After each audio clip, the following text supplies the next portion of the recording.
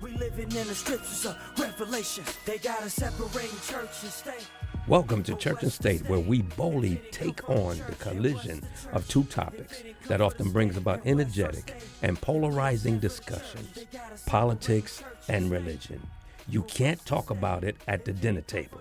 It can get heated at the barbershop. But we're going to talk about it right here. I am New York State Assemblywoman Latrice Walker. And I am Reverend Dr. Robert Waterman. And together we are Church and State. Thank you so much for joining us. You know why a lot of electoral people are coming through the black church now? Because they want to vote. But what happened when they needed, when they picked up a call and asked you, we need more food, or we have some issues in our educational system, or we need some housing situation, and we have to go from person to person to person? How is it that when electeds want to get elected, I can call you personally, but then after you get elected, you got deputy this, deputy that, deputy doopity doppity that, all in line to block me from making the same call. But we had this big conversation, and now I got to go through all your deputies to get to you. I don't understand. Well, you know, a lot of times people have a problem with government being government. I don't get it, right? It's like at the end of the day, just like if I needed to get to a pastor, I may have to go through an executive pastor. I may have to go through a deacon. I may have to go through the pastoral ministry. It does not happen like that in the black church. They're not just going to say, yes, okay, come straight into the pastor's study. Assemblywoman, you know that every time you walk up into a black church, you have access to the pastor without going through pastor's aide, the trustee, or the deacon board to get to them. You've been there now. Let me say this. In the number of opportunities that we have even had an interaction, right? I don't know if I can tell you what your study looks like. Because I don't take you to the study. I don't take you to a room. I come out to meet you. I know that you're on the way. I don't have to send somebody to take you through this and but that. Don't have a you meeting pick with up me. the phone and say, hey, Dr. Waterman, yes. No, that's what some of the meetings used to take place out in the street, so you can see what's happening. If I'm going to show you what's happening, you got to come to the street. Now, if you want a secure room, if I want to see what happens, then that's one thing. But if I want to sit down and have a meeting with you in order to talk about programs and initiatives, I think that it is due the type of support that type of meeting deserves. Do you want an office meeting? I'm not. They say for the office meeting, when I call you all, make an appointment. Now, in addition to that, I'll say of all of the number of churches that I've attended, I cannot say that I have been in the pastor's study. Maybe there's one pastor who, matter of fact, I'm not going to say maybe. There is one pastor that I've met with, and in order to get his support, he gave me a questionnaire to fill out. Mm-hmm. And that questionnaire included, and we sat down and we had a meeting in his office. I had to bring a member of my staff. He had a member of his staff. And we went through all of the things in his office that he wanted to prioritize. Mm-hmm. Is that something that's typical? No. No, it's not typical. You know what's typical? The typical thing with those black electors that we know is typical. Hey, Dr. Waterman, you know I'm doing so and so and so. And do I got your support? And because I know you, because I know your character, because I know if I ask of you of anything, I said yes, without wasting your time, without taking you through all of these processes, without taking you through government. I say yes. Yeah, but at the end of the day, if you have these sort of, street meetings, you get what you get. All right, so here it is, pastors. You heard it yourself. From now on, every elected that comes your way, I want you to develop a survey. I want you to make sure that you put them on an appointment and you set up an hour to an hour and a half to meet with them. And if they do not live up to the paper document that you have provided for them, that means that it's time for you to call a church meeting to vote that person out of office because you did it the way that they want you to do it. So this is for my pastors that are out there who is listening to me, that from this point on, there is no more buddy-buddy. There's no more sister-sister, brother-brother. This is community versus the electeds. If the electeds are government, you want to go there. You want to go. It's versus. It's not. We're not on the same page. If we're going to be on the same page, I can't treat you like a brother and sister. I got to treat you like an elected. I'm not saying anything about the same page. What I'm saying is this: if I meet you in the street and you say to me, "Oh, I'm having an event next week on, March 14th, and I want you to come to this event," okay. I'm on my way to the supermarket. But email my administration. By the time I get into the supermarket, I'm not going to remember to be, oh, you know what? I just saw Pastor so-and-so, and he just said to me about something. There is still, one of the things that they say, right, that I don't know if it's scripture, it's biblical, but I know it certainly comes off that way when some people say it. Everything has to be done decent and in order. Okay, got right? you. Well, no, if you feel that it's indecent for us to have meetings out in the street, so I'm telling my pastors who are listening to this podcast, listen, no more street meetings. I think everything she wants a process in place. She believes. But that's that's accountability. That's accountability. I got you. So here's my pastors that are out there. Besides all the other red tape that you guys got to go through, here's another issue that we got to go through as being accountable and making them accountable.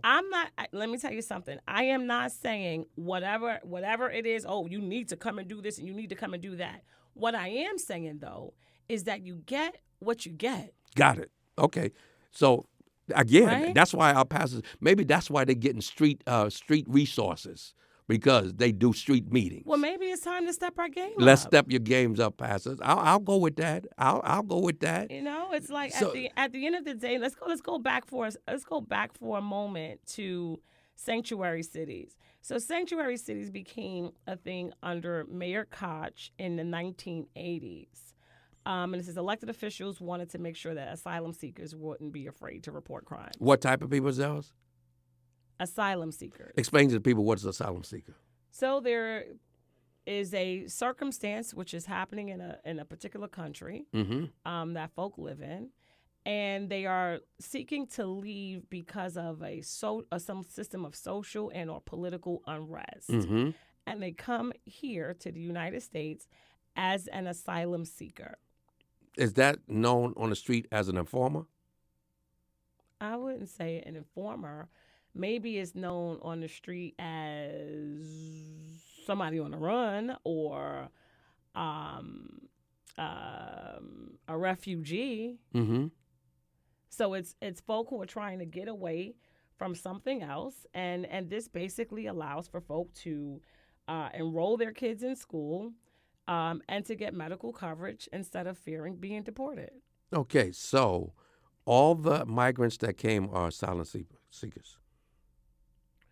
No, I'm just saying that was one of the things that was the impetus in the 80s in terms of when Mayor Koch and the then members of the city council instituted this process of asylum seekers that basically, which again also was an executive order that said that police officers would not disclose information about a person's immigration status to federal immigration officials unless they are required. Who made that executive order? To do so? Mayor Ed Koch. Okay. Now, some of the people who are asylum seekers, they're also seeking refuge from religious persecution. Right. Right? And so some of these things are the very things that the America is built on, right? Got it. This is a country of asylum seekers. But from a black... For some people, for a black person, this was a country of enslavement. This was a country of enslavement. So this was not asylum seeker. This was not migrants, immigrants, or whatever. For black people who came to America, they came in chains. They were shackled. They were forced. For slaves. For right? slaves. There's a culture of me being having some empathy. Is that a correct word? for those who came freely or running away from something, we could not even run away from white America. Because as a slave runaway, you would get whipped, you would get killed, you would get chopped limbs. You get more than that. And yet, how can you come up and say, we're a sanctuary city or sanctuary country, and yet you did the most damage thing to black people, and yet history don't want to repeat it or hear about it. Yeah, but the very same people who's talking, I guess that talk you like, are the very same people who are getting rid of the notion that slavery ever even existed. Well, the one that I heard that said that was Kanye, right? And what did Kanye say? About slavery. What It was did a he say? choice. Oh, Kanye said that?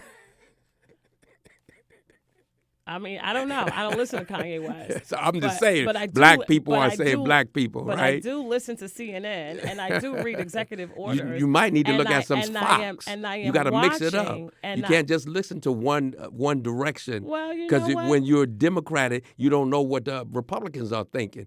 As an elected official, you got to know what both sides are thinking. Well, here, it's so funny that you would say that because right now I am on fox5ny.com. Mm-hmm. And all of the conversation that we just had about who instituted the system of executive orders going back to 1989 and Mayor Ed Koch, it's all right here on Fox 5. Mm-hmm.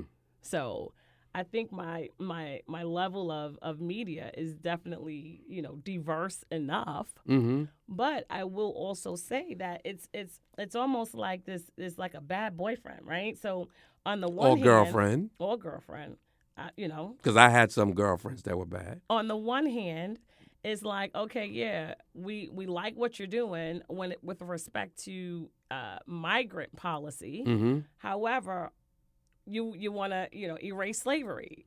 So it's like so again, it's whenever it comes to government, Mm-hmm. there are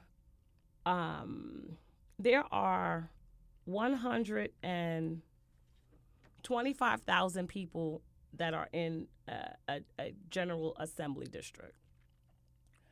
There are 435 members of Congress. There are hundreds or thousands of different state legislators and state senators across the country. And every one of them bring to the table their own unique circumstances, their own unique constituencies.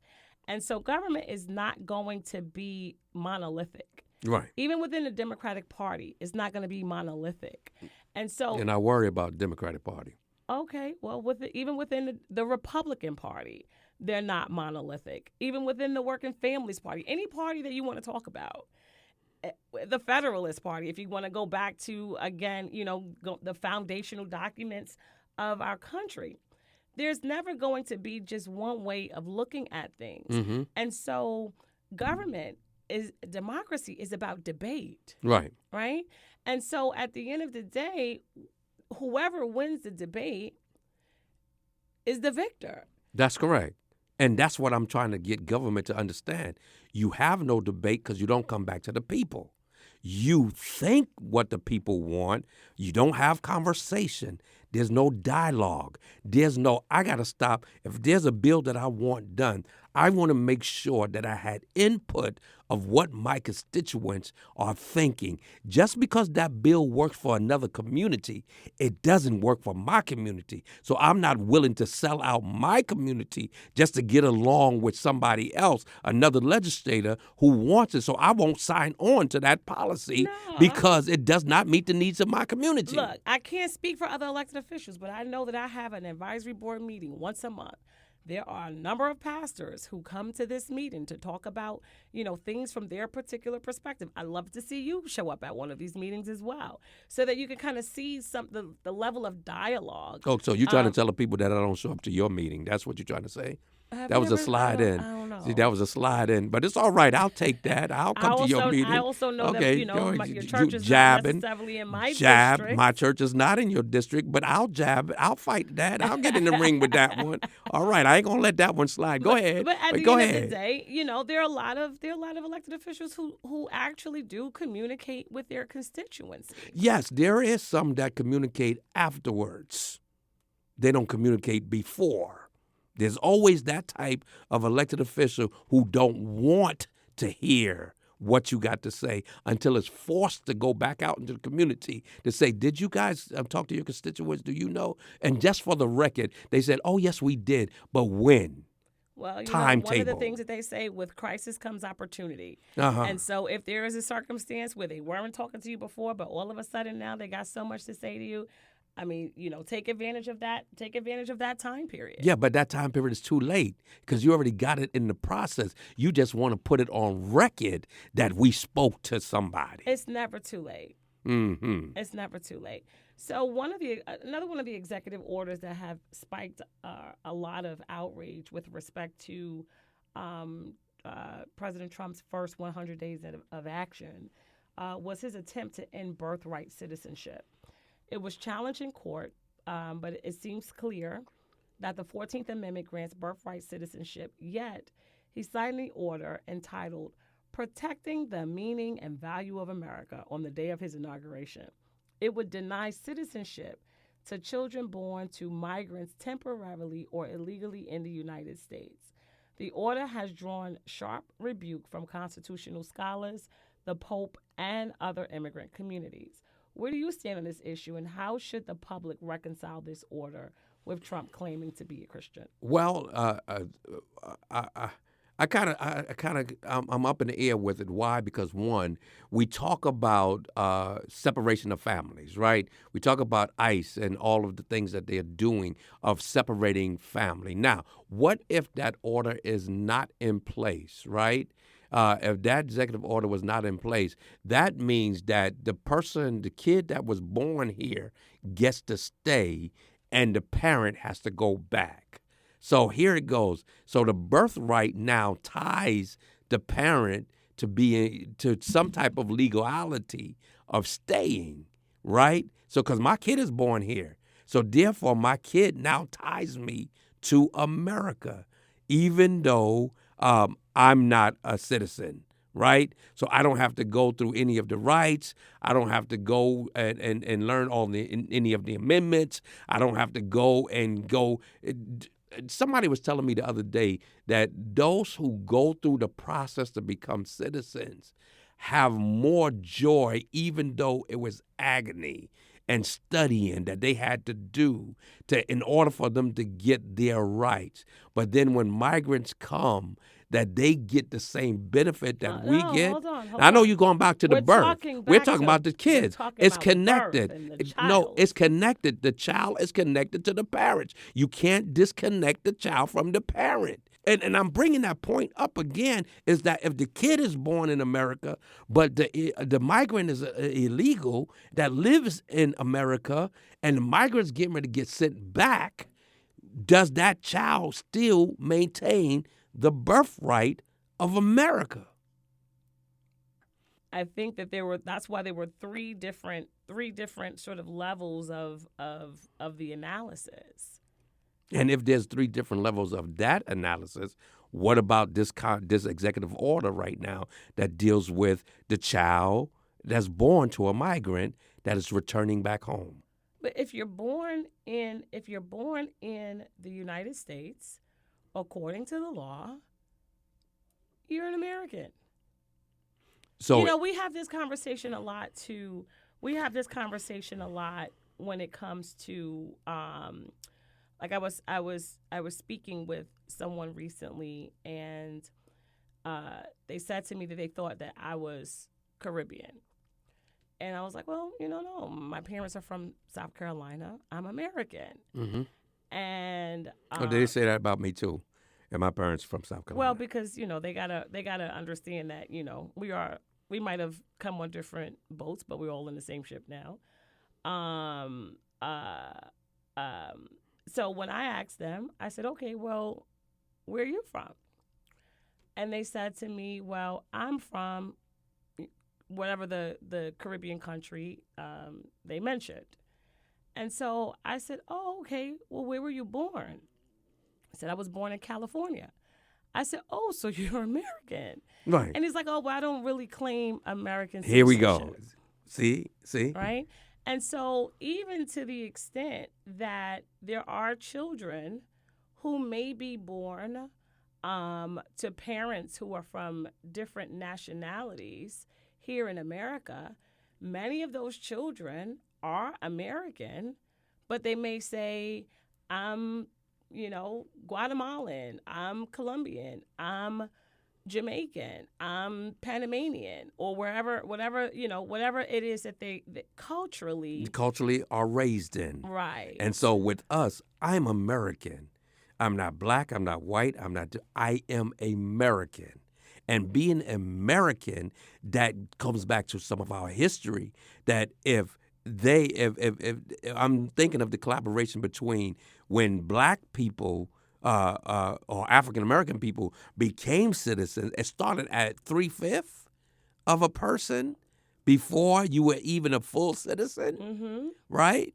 And then if you have a migrant that comes and has a kid, they get full citizenship, even though they don't have to claim it. Right. So here's my understanding or my interpretation of sort of what the idea that you just mentioned. So there's this famous case. It was the Dred Scott case, right? And that was a case about the citizenship, whether or not a slave is entitled to citizenship. And the Supreme Court declared that black people were not citizens in this particular case in 1857. And then the 14th Amendment was ratified in 1868, which established birthright citizenship, which states that all people born in the United States are citizens. This amendment applied to former slaves and made them citizens with the same rights as other American citizens. So arguably, right, if we allow this particular executive order to stand, you just told me emphatically that you are American. But the original individual from your lineage was not a citizen. So there could be a question of your birthright. So they're going to have to trace it all the way back. It ain't hard. Well, yes, it is. Okay. You know why it's so hard? Because during slavery, you've been broken up. The family's been broken and torn apart. So when the master wanted to sell you, they broke you, even though you might be married or the kin of somebody or the child of somebody. White American masters sent you down to the buckra, to the other person. And as you grow, so tracing back and finding people is 100% possible. Okay, all right. If y'all say it's possible, is 100% possible. According, and I'll say this. I'll say it's 100% possible because of a number of reasons. Number one, I have a family member who actually accomplished. I have a family member who did her dissertation on tracing our family back to its original roots. Mm-hmm. And if folk don't do anything else, they keep a keen documentation on their property, right? Deeds, bill of sales, et cetera, et cetera. And the same thing, it may go for a parcel of land. It went for a slave. Mm-hmm. And we have been able to trace our lineage back to the original person who was first born. We have a copy of his bill of sale here in America, in South Carolina, in Charleston, and he has been nicknamed in our family Guinea Charles. Mm. And we have his lineage all the way down, tracing it through census records. Because the census, the important part of the census for them was the only way for them to be able to say, this one is mine, as opposed to somebody else coming on their land and saying, no, they're mine, are the census tracts, the census documents, and the bill of sales, et cetera, et cetera. So you may only have a bill of sale for one person, but after that person have children, all of those children are documented. Mm-hmm. Going back to, as I think some of the first years that I've seen were, like as early as in the 1700s, where before even the town that we now presently live in was even a town. It just used to be called Mile Road. But we could still see who those Walkers were, who those Macmillans were, and who those Kennards were. So the question is, what part of the continent, African continent, you all came from? Guinea. Guinea. Okay. So you trace yourself back to Guinea. I can't take all the credit for it. Mm-hmm. Quite frankly, I can't take any of the credit for it. I have been able to do Ancestry.com and found some really interesting information. Mm-hmm. But no, it was my cousin Angelia, as a part of her dissertation work, she has been able to trace our family back to the original individual. And quite frankly, we still live on that property.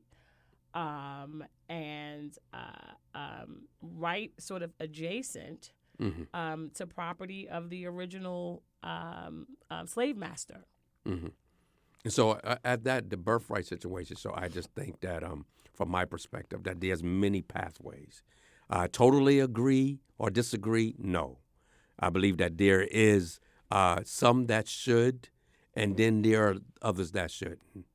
And I also believe in the family structure, that if the parents who, even though they have kids here in America, if it breaks up the family unit, disclaim to claim, so that they'll make sure that child understands where they come from and won't have to do a lot of the tracing back.